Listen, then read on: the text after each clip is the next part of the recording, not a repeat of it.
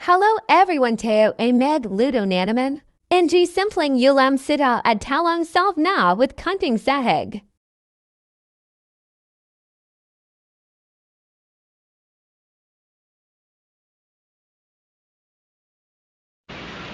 Ayun na nga guys, gigisayin lang po natin yung ating mga ricados at saka yung sahog na manok. Kunti lang naman pang pang palasa doon sa ating gulay.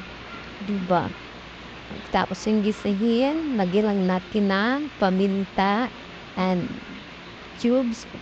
Tapos, stir. Ganun lang. Ano lang gusto niyong pangpalasa. It's up to you kung anong gusto niyo guys. O di po ganun. Ganun lang kadali.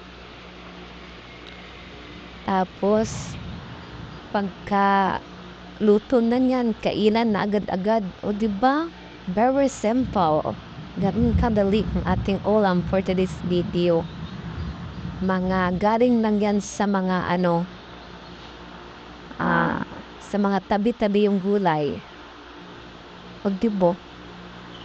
Kunting sahog solve na.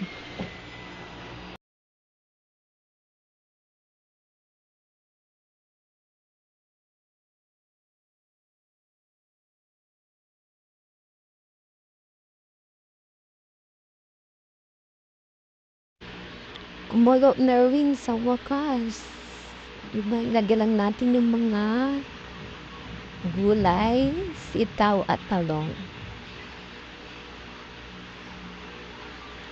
Sa ganong simpleng ulam ay tayo ay nasusolve na bawat kain. Diba? Diba po, Choris?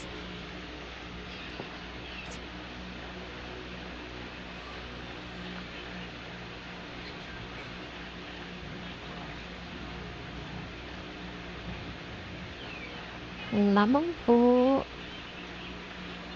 Kainan na po tayo. Thanks for watching everyone. Bye-bye po.